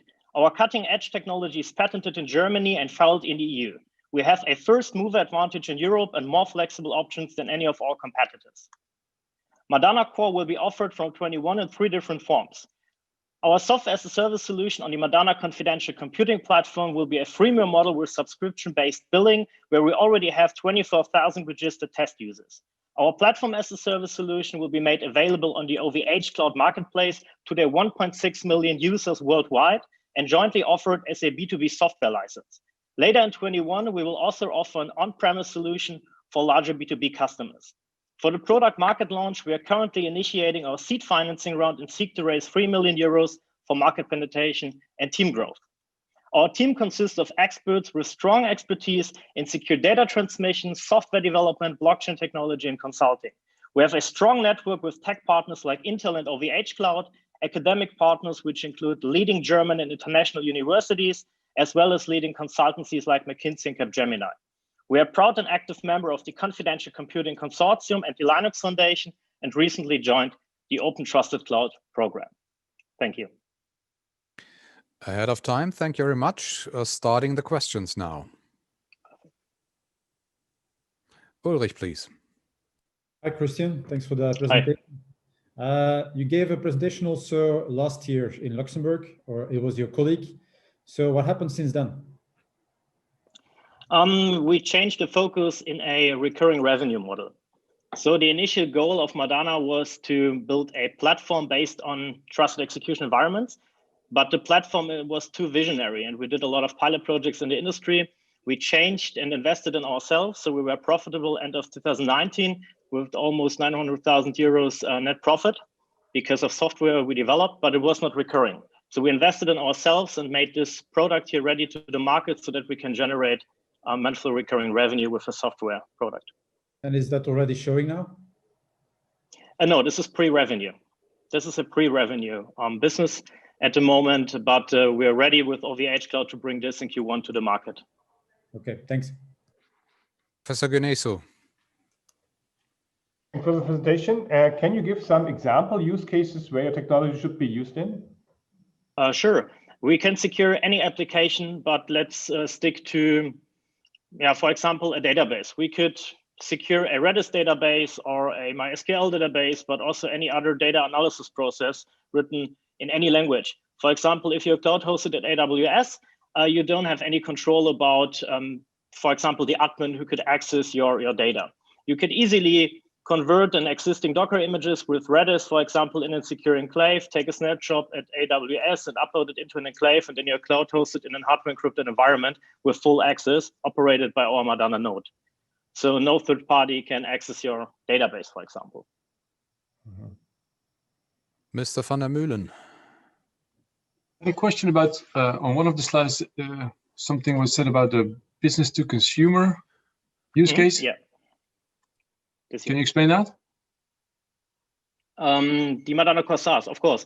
So we start bringing up our software as a service solution, which could be also for technical and consumer, like technical members of teams, of data science teams. This is not strictly to B2B, so everyone can access our Madana core SaaS platform and can easily choose a use case and start their own enclave. On this model, the relevant participant is not able to create use cases. This is just possible through Madana Core Pass, where you can easily create your own environment to cover any use case. 30 seconds left, Professor Pohlmann, please. Why is your solution secure and trustworthy? It's proven. So in the end, we're using Intel SGX. These are hardware encrypted environments, and we have in our Madana Core solution the Intel remote attestation service implemented. So through hashes and mathematics, we can prove that no one can access the enclave itself because it's operated by our node, and even Madana has no access to it. So this is proven by mathematics and by standard encryption models like hashes. Thank you very much. Time is up. I would ask you to stop sharing the screen. Sure. And then Thank you. And then we move on to Ceeyu. You're next, please. Yes. Hello, everyone. Thank you. Share my screen. I'm Jamie from Ceeyu, and we have built a platform to monitor and reduce external cybersecurity risks. So a couple of our customers, we have a global biopharma company that wants to have an inventory of all their exposed assets, being their websites, their domains, subdomains, etc. On that, they want to know what is their risk, what is the security thereof, and what is their compliance thereof. So for them, we map around 500 domains and provide them with an assessment. Next to that, we have a company in the mining and metal sector with exactly the same requirement. They want to have an inventory, know their exposure and the risk thereof. And for them, we map around 100 domains on a continuous basis. And then we have a financial services company who wants to know their exposure introduced by their third parties. So they want to have a cost-effective way of having a view on the risks and compliances thereof. And for them, we map around 77 suppliers and introduce a security rating on that. So how do we do that? Well, first of all, we create a digital footprint of our customers. We do the same thing of their third parties, of their suppliers. We will also send out self-assessment questionnaires to their third parties, and then integrate all of that into our benchmarking and compliance platform, where we provide them with a security rating and overview of their compliance risks. Our business model is quite straightforward. We have a direct sales channel with which we currently target the financial, pharmaceutical, healthcare, and telecom sectors. And we already have a couple of partners doing indirect sales as well. Our revenue model is based on annual recurring license, which we can upsell to increase on volume and functionality. We are looking for €1 million so we can speed up our European expansion. We can invest in our go-to-market to expand our B2B direct sales. We want to reach 0.5 million revenue by the end of next year. Drastically extend our team in sales and development and R&D, and further invest and innovate in our R&D team. So where are we located? We are in the middle, in an intersection of two sectors. We are in the attack surface monitoring sector, where we work with the digital footprint and map the security ratings on that. But we are also in the supply chain risk monitoring, where we send out the questionnaires and the compliance risk to the third parties or the supply chain. We are currently moving more and more towards risk and compliance to further differentiate us from the main competition, being security scorecard and BitSight. Our team is quite complementary. Myself, I have over 15 years of experience in cybersecurity, mainly in the financial and pharmaceutical sector.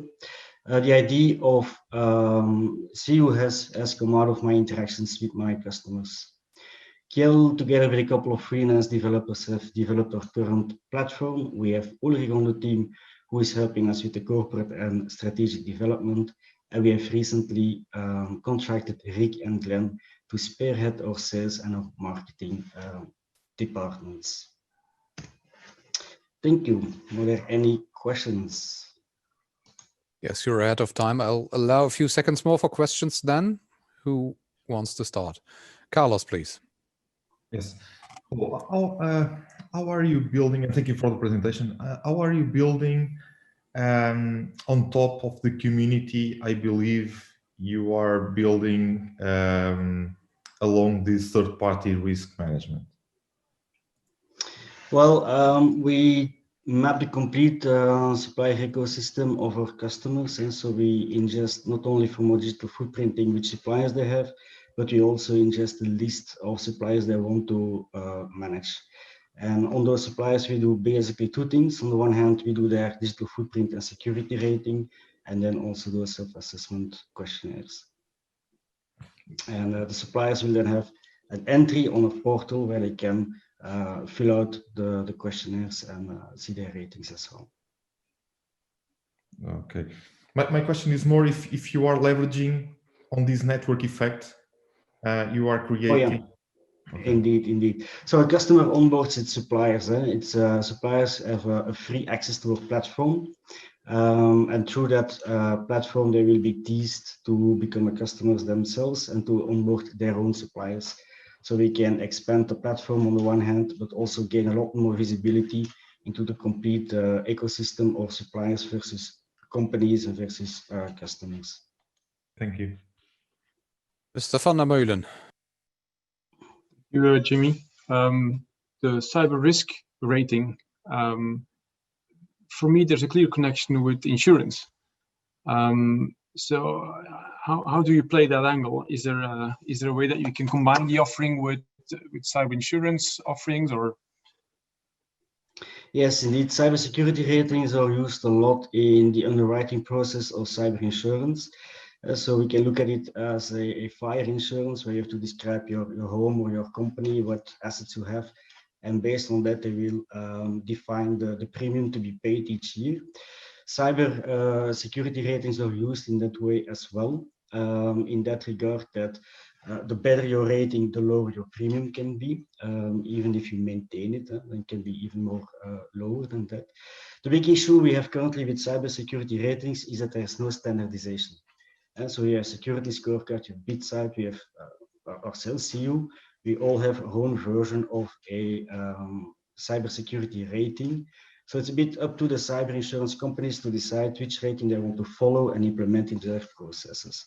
Our aim is to connect with ENISA, for example, and to see if we can make a objective score, a standardized security rating within Europe.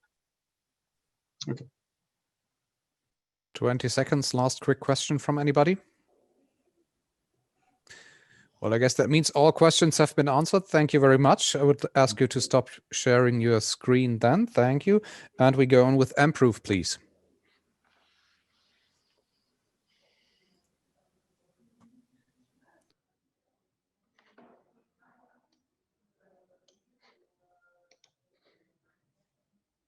Hello. If you're talking, we cannot hear you yet.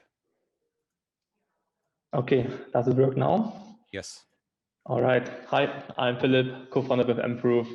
Emproof is a startup and provides this unique software security solution for IoT products that protects not only against cyber threats, but also product piracy. And these are huge problems, and companies lose $200 billion annually due to these. And this is because of a lack of security in IoT devices, specifically software security. And we found that software security lags behind like 10 years behind data center level security. And this can have severe consequences for companies like data breaches, costly recalls, and theft of intellectual property. And we attack this problem by addressing multiple layers of the security stack. For one, we prevent product piracy and tampering, but we also prevent the exploitation of software vulnerabilities of the software on those IoT devices. But we go even further, and with anti-fuzzing, we even prevent that bad actors can find those software vulnerabilities in the first place. All in all, we reduce the cost caused by cyber attacks to our customers, and we increase the trust in IoT devices so that customers can even develop new business cases. Coming to our USPs, we have the only anti-piracy technology that meets function safety standards. And we talk to our competitors and they simply can't do this. And we also have a 100x improvement over competitors with regards to overhead.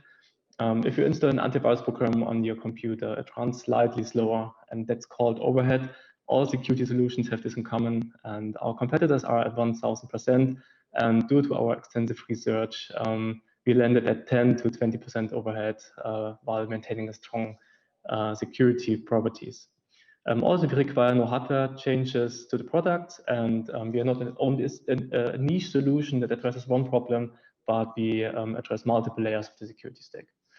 We received 1.3 million euros in public funding to transfer our university research into a market-ready product, and we hit our milestone and built this unrivaled market-ready product. And we did 6 pilot projects with global industry players, and we converted one of those to our first customer, and we have 5,000 protect devices in field. With all milestones from phase 1 hit, we are now transitioning to phase 2. We have this product now, we are going to market with the product, and so the milestones for phase 2 are around building a strong business and development and sales team, and developing a recurring revenue stream. And that stream is coming from our software as a service subscription model, and the model is tiered, and the tiers are based on device volume bands. This is a huge market opportunity with 6.4 billion in dollars market in 2019, and rising around 20% annually. Our customers will be enterprises with IoT products like consumer IoT in the short term and hardware system integrators in the midterm. Our team combines very strong engineering to build a great product with very high experience in business development and startups to actually get the product to the customer, and we are ramping up in sales as well. Thank you very much. Thank you. Then who wants to start the questions? How do you differentiate between the different types of IoT devices out there? I mean, there's battery operated, almost non-connected, up to the very edge type of devices. So does it fit on all of these? And what's the basic footprint that you need to have? Yeah, so the basic footprint is around 10 to 20%. And we've thought about all the different kinds of devices and also at different sizes. And so our solution fits to small sensors, but also IoT gateways. And it goes even beyond that to all kinds of embedded systems like control units. So our solution is very flexible in that regard. So you said 10%, but 10% of what? 10 to 20% of what exactly? Oh, yeah. Sorry. So that's 10 to 20% performance and size overhead on the ROM or the flash of the device. And that's very application dependent, and depending on the specific customer requirements and needs, we are also flexible and can go higher or lower depending on the needs. So it would also fit on a device which is battery operated and basically fixed into something bigger. How would you then basically maintain that? Yeah, so we've actually integrated the protection in a device as small as 32 kilobytes of storage and 4 kilobytes of RAM, and the customer is very happy. Like in December, there starts a project with a battery based device, but we also already protected larger control units that are in the gigahertz area and have hundreds of megabytes of memory. Thank you very much. Time is up. I would ask you to stop the screen sharing. Thank you. And now I hand over to Fisek, please. Perfect. Thank you. Can you hear me? Yes. Okay, perfect. Yeah, thank you very much for this opportunity. So Fisek is handling a very important issue, which is very important for IoT applications as well as other applications. So as you might know that in our daily lives, trustworthy electronics are very important. This is currently especially true for critical infrastructures, maybe also for medical devices and other high security devices.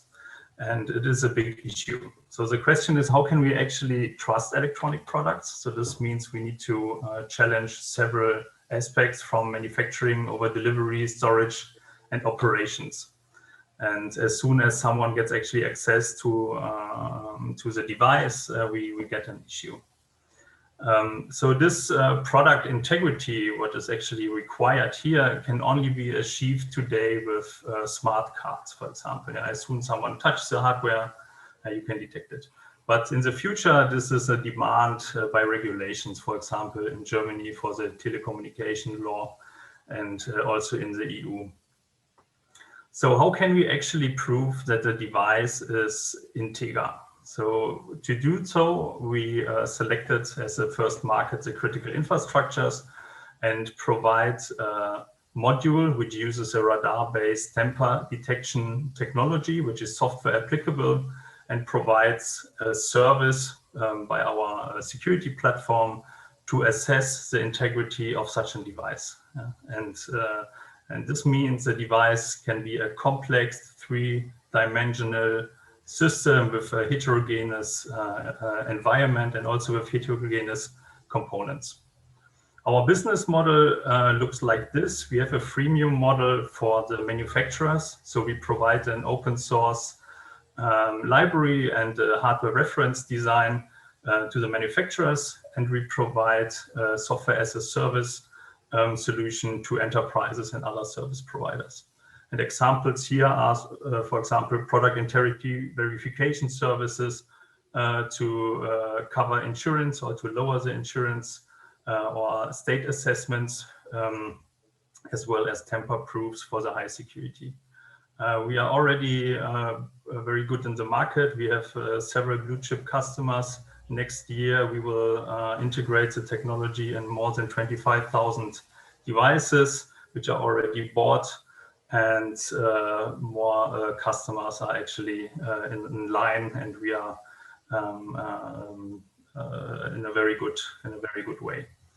We have a strong team, so I started this technology during my dissertation, but there are 4 more dissertations already contributing to us. We have more than 10 awards, like 2 by the MIT, the German IT Security Award, and others. We funded 2016. We are more than 40 employees today. We are also coming from the Christoph Paar family, and Heiko Köpke, he's an economic. He has a very strong economic background, and myself, we are managing FISEC. So for the next 2 years, we are looking for ramp-up funding of about 3 million. We will put this money into product standardization. This means especially code quality and kind of compliance checks, so that we can also offer this technology to the international markets and other. Time's up. Please end the presentation soon. And yeah, so if this is interesting to you, please contact me. I'm happy to talk to you. Thank you. Thank you. Rainer, I see a raised hand. Yeah, thank you, Christian, for your nice presentation. How do you will access in international markets in the future? Yeah, so this is actually something we will do via the manufacturers in the first step, because our customers are already in the international markets and they want to sell their products there as well. So they help us a lot to enter these markets.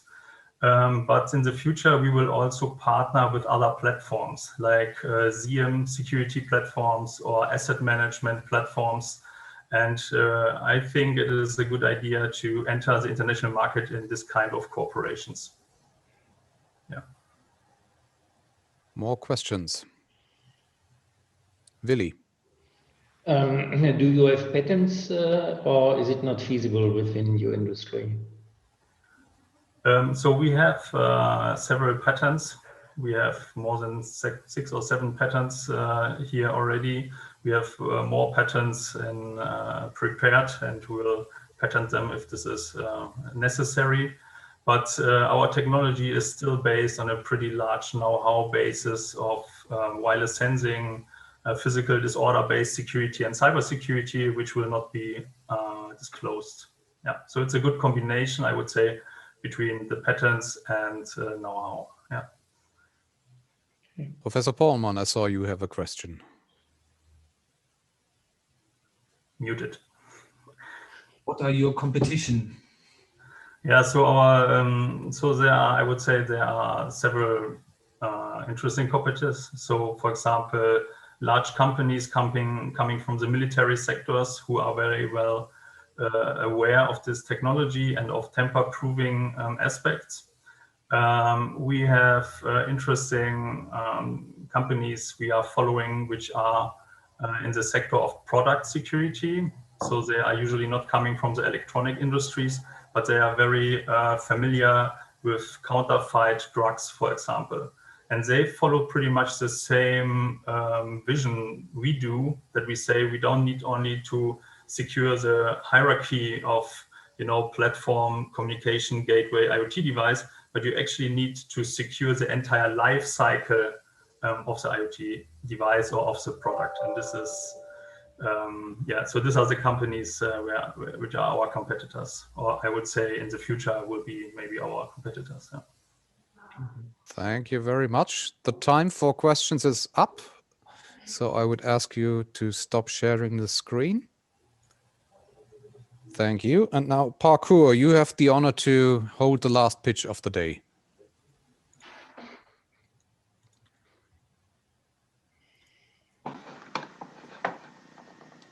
Hello, and thanks for being here. I am Denis Capel, and with my brother, Manuel Capel, we have founded Parkour in 2019. I'm in charge of project management with several years of experience as a manager. My brother on his side has a scientific background with a strong experience in data science and artificial intelligence. Parkour is a French startup based in Lyon, which specializes in machine learning at the very edge, also called tiny machine learning. And we are here because we develop an embedded malware detection technology for connected devices. That said, let's take a little hate. 2 major trends can be observed. First, embedded systems and IoT are spreading at an always faster pace. At the same time, cyber attacks have also increased massively. The problem is that classic solutions like centralized supervision will not make it possible to respond to all the challenges brought by these new connected equipment because of constraints of space, bandwidth, real-time, etc. That's why Parkour develops an innovative integrated malware detection solution. This solution is based on a new micro-event deep learning approach for protecting microcontrollers and thus connected devices at their heart. Concretely, in every connected device, we can find microcontrollers or system on chip. And in each of them, we can find registers called hardware performance counters. These are registers of a processor able to count the occurrences of micro-architectural events, like branch misses, load misses, etc. So the idea here is to deploy deep learning algorithms on device that will analyze those micro events and correlate them with the execution of malware. Several advantages, but the main 3 are a surface of attack that does not increase, real-time detection, and even zero-day malware detection.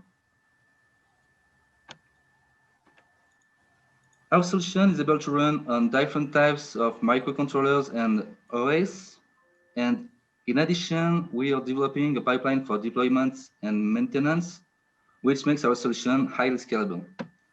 So if we assume that there will be approximately 28 billions of microcontrollers and 2 billions of system and chips in 2023, we are counting on a turnover of 8 million euros realized on the sale of license.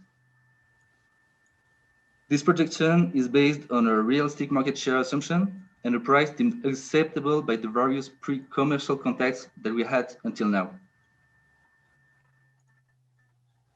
If in the long term we target every connected devices, today our targets are aeronautics, automotive, and chip manufacturers. The choice of these markets is mainly guided by companies present in these markets, with whom we are in contact and who have shown interest in this embedded malware detection solution. Today, apart from identified business partners, we also have 2 laboratories that support us for R&D and to accelerate our development and achieve our goal of having a marketable and protected solution by the end of 2021. We are considering a pre-seed fundraising this year. So thank you for listening, and I'll be glad to answer your question now. And you're perfectly on time. Thank you. Who wants to have the first question? Willi, please. Yeah, on your world map, I saw Japan. It's not one of the easiest markets to go in such early stages too. What is the secret behind it? Yes, we have good connections in the world of cybersecurity, and these connections have a great network all around the world. And in Japan, we have contacts in Israel, in Switzerland, in France, in US. So, well.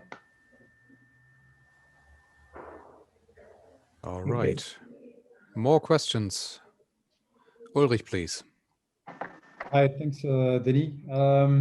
I don't fully get it, to be honest. So is the concept that you have the malware detection capability on the microcontroller? Is that the idea? The idea is to develop a software that can detect the execution of malware based on the data produced by the hardware performance counters. In every microcontroller, there are between 2 and 8 of these HPCs, and each of these HPCs counts different types of micro events. And the idea here is to find the micro events that will be useful to detect the detection of malware.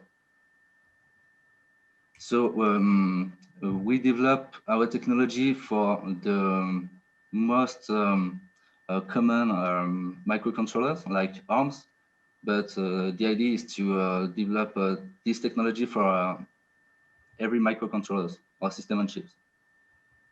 Thank you. I saw that Rainer had a question. Yeah, the question, Dennis, from my side is, are you doing against a false alarm? I think there is a risk that you will have always alarm faults and without really let's say risk behind. What are you doing against that? Because customers must be under pressure if you have not correct alarming at the end of the day. Yes, the risk is to have too much false positive, and we developed with one of our partner with the laboratory in France a solution to monitor the detection. And the idea is to have a new deep learning architecture that will make it possible to explain the decision. Thank you. The time for questions and answers is up. So I would ask you to stop sharing the screen as well.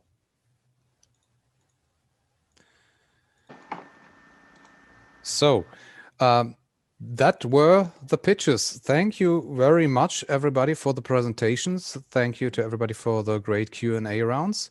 If you see me shivering a little bit, that's partly due to that our energy provider decided to switch off the heating in a complete building complex today, where we're sitting here.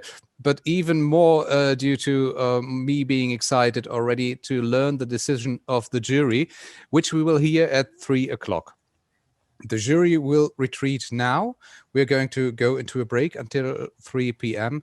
Many of you are going to go into the B2B sessions. In the meantime, everybody else is invited to stay here in the stream on the Matchmaker Ruhr platform. We will have some presentations for you during the break where you learn a lot more about cybersecurity, namely about our sponsors, for example, to who I'm want to say a great thank you, because you made this event and the whole Eurobit Security Summit possible. Namely, these are Seconet, the RAG Stiftung. If you did miss out the presentation of the study about the startup and IT security infrastructure of the RAG Stiftung yesterday and earlier this day, first of all, shame over you. Second good news is you're going to see the compromised information in the presentation during the break. I also want to thank all our other sponsors, the company Escrypt, the Bochum Wirtschaftsentwicklung, who is donating the prizes for our winner today, and who has been in charge of the pitch training, which some of you, or most of you, as I heard, attended yesterday. I want to especially thank the Business Metropole Ruhr, who is presenting the whole event on the Matchmaker Ruhr platform today. If you did not register there, please do so still, so you can all stay in contact and exchange your contact information later. Our other sponsors are VMRay, the ISITS, the International School of IT Security, the Horst Goerz Institute from the Ruhr Universität Bochum, FISEC, G-Data, and the Networker NRV. Many thanks to all of you. And now enjoy the break. We'll be seeing you back on this platform and back in this Zoom conference at 3 p.m. Thank you very much.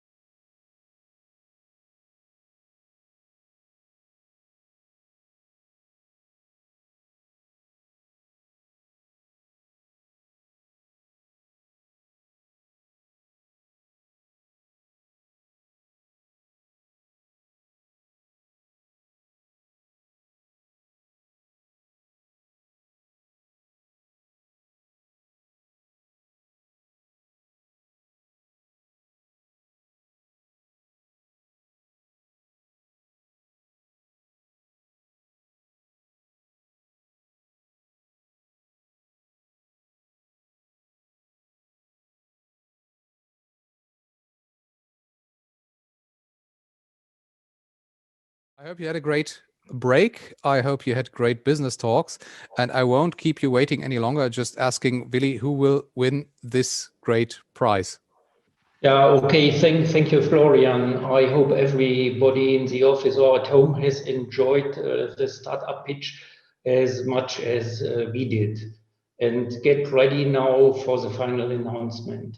But let me summarize a little bit the last hours. It's not so easy to present, difficult to deliver that kind of great pitches in front of investors on a tight schedule.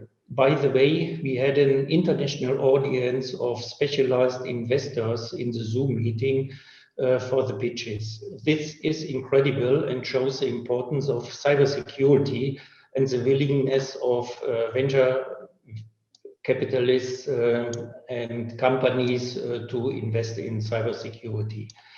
And that was all decided even before we know that COVID, we have to do it all online on this format. This is the first time we are doing this. And hopefully the last time we have to do it because of COVID as well.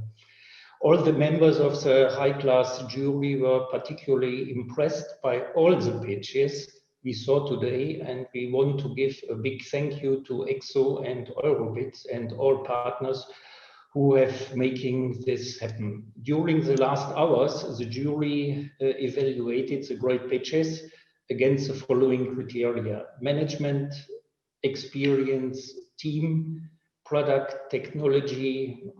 Is it a Me Too product or is it disruptive? Then market potential, can we grow with 2% or 40%? Go-to-market strategy means especially who is competing on the market. Then presentation quality, all the presentations were marvelous and very good to say this in advance. And other criteria was business model clarity and credibility. That means are the business prospects underlined by real existing customers or path to get more customers. The startups didn't make it easy for the highly reputed international jury, and I want to thank the jury for the great and difficult job. It was a very tight field, I have to say in advance. Thanks to you, such a smooth running would not have been possible without the jury. And as I mentioned, all the teams made an incredible job, and investors and startups have the big opportunity to go into direct contact. And this is a very important point. It's not only winning here, it's getting in contact with investors and investors getting in contact with startups. And now, before we get to the moment that all of you have been waiting for, just revealing our top two and the winner of this pitch event, let me describe the prizes. The first two winners will be invited by EXO to the final event next year in Brussels, where they compete again against other winners from European pitch events. And we all are crossing our fingers that this event will be not digital. In addition, the first winner will get from the Bochum Economic Development Wirtschaftsförderung a special prize worth 2,000 euro. This special prize is either a voucher for business development coaching or mentoring sessions, or a voucher for membership in a professional association, for sure company related. The consultants and the associations can be chosen by the winner. At this point, I want to thank EXO and Bochum Economic Development for the great prizes. And for the final part, I want to reveal who are the top two and the winner of the startup pitch event. Now you want to hear from the jury how these deliberations have gone and who they actually decided to get into the top two. Our two winners have some things in common. Both founders of our winners carry the same first name. Both offer a disruptive solution in the field and have a patented technology. Hi guys. Wow, fantastic job to all of you. You pitched fantastically, as I said, but it's a casting event and only 2 can get it. So I am very excited to announce the second winner. The second place goes to a team that not only convinced the jury with its unique product, but also with the speed with which it led through the presentation. He finished before time. The team is aimed for a market share of 3% in the European community in 2025 in the application and cloud security market. Additionally, the team showed great flexibility by changing the business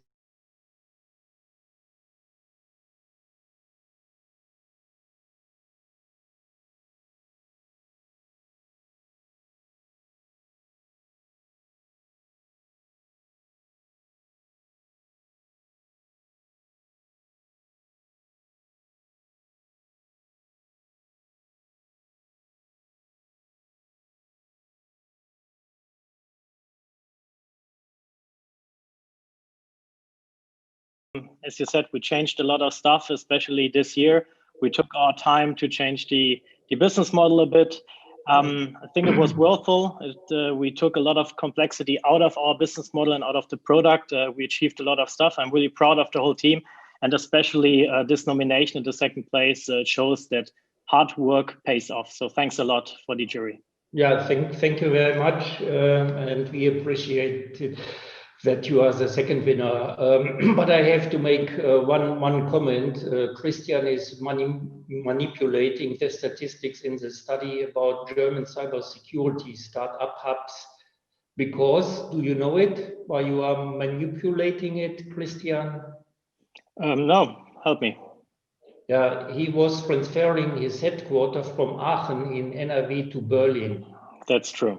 That's true. Without this, NRW would be not third in the ranking of startup hubs in Germany. To protect ourselves, we still have a branch office in Aachen, our hometown, where most of us studied. So the company is also founded in Aachen, but we moved out of political reasons and also technical reasons in 2018 to Berlin. This is correct. But and North Rhine-Westphalia will still be the place in our heart and our real hometown. Most of our developers, by the way, are working remotely from Aachen. So the core expertise is still in North Rhine-Westphalia. Okay, this is good for your reputation. Thanks a lot. Thank you very much. And enjoy the travel to Brussels. First place is awarded to a team that already holds a handful patents. A team whose future growth will be driven by partnership with SIM security and asset management platforms. The team has already won numerous awards and will be able to equip up to 20,000 devices with its technology next year. Do you know who I'm talking about? Yeah, dear Christian, it's the same, not the same company, but as Christian as well. You truly impressed the jury with how simply you presented a very complex product. I'm very happy to award the first place to the team FISEC. Congratulations. Thank you very much. Yeah, it's very hard to make it easy. Actually, it was one of the hardest things to do in the company to make the pitch deck as easy as possible. Yeah. Yeah, thank you very much. The voucher worth 2,000 and the trip to Brussels is your. What is your first impression to get these prizes? For us, I think it is actually more worth that we got the chance to present here and had the nice talks. So my co-founder Heiko, he already had some talks and he told me it was very good. So I think this is the best issue actually, and thank you again for providing us the stage. And to all the investors, please contact us if we are interested to you. Thank you again. Okay, great, thank you. Do you already know what to do with the money? As you heard from me, it's only vouchers. It's not from coffee machine, as Thomas Wollinger said, the first investment in Escrypt. Yeah, so I learned that there are some kind of tasting things which you can do instead of a Christmas party. Yeah. So like whiskey tasting or gin tasting or something like this. So maybe this is something we will do with the team. Yeah. I don't, if it's possible, I don't know. No, it's not possible. Only okay. consulting for the company, business development.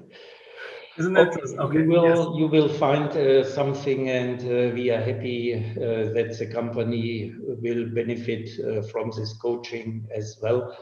And I have one more remark. Yeah, on the internet, you describe FISAC as follows: expert in putting security and wireless connectivity together, especially for resource-constrained devices. Thanks again for explaining it today, simpler for the auditorium.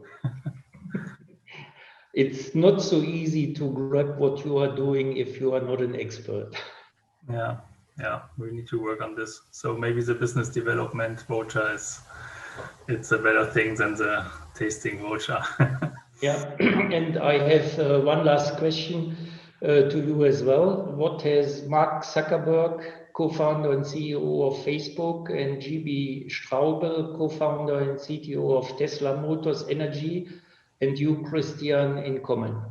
You know. Maybe the MIT award, I don't know. Exactly, MIT award. Yeah. Perhaps you can explain what it is, and it's one of the highest recognized prizes you can get from the MIT. Yes. Yeah, I got lucky because I just turned 35 this month, and the award is only given to people under 35. So yeah, I got lucky 2 years ago to be one of the group of few people to get this award, and it's a thing which is also based on a multi-stage process to select the people. And yeah, so it is a very great honor to us, and we are still members of this network, so which is also very helpful. So I'm still in contact with the other winners, and we are exchanging, so this helps a lot. Yeah. Okay, great. Thank you very much. Thank you to all of you, and once again, all the finalists are winners, and I strongly encourage you to take advantage of the opportunity to get into contact with these great startups. And now's the time to build up those connections, and is coming. So thank you for sticking all the time with us. I know it's a hard time, and it's really fantastic to have you all the hours with us. So I would like to say goodbye, stay safe, stay healthy. Thank you very much. And I will give over to Florian. Thank you, Willi. I actually don't have much to add, except for that we now come to the end of the official part. I hope you all enjoyed the EXO and Eurobits Cyber Investor Day as much as we did. Thank you very much to everybody who made this possible. Many thanks to our colleagues Danilo and Milda at EXO, who have been working hand in hand with us over the past weeks. Many thanks to the Bochum Wirtschaftsentwicklung and the Business Metropole Ruhr again, and many thanks to my colleagues who've been working in the background, Bianca and Michael. They did a marvelous job for a very smooth event, I dare say. And many thanks, of course, to all of you who are here with us in the stream and in the Zoom conference, to all the startups who've been doing a great job in pitching, to the investors who've been joining the B2B meetings, and last but absolutely not least, to our fabulous jury, and especially to the whole team at eCapital who've been preparing this event for the jury very well in background. Thank you very much to all of you. Finally, I repeat what Willi said and encourage you to connect via the Matchmaker Ruhr platform, for example. If you didn't already do it, stay in contact, build up your networks, and yes, have a great afternoon. Stay healthy, stay safe. Okay, thank you. Bye-bye. Goodbye. Bye. Thank you very much. Thank you. Bye-bye. Bye-bye. Bye.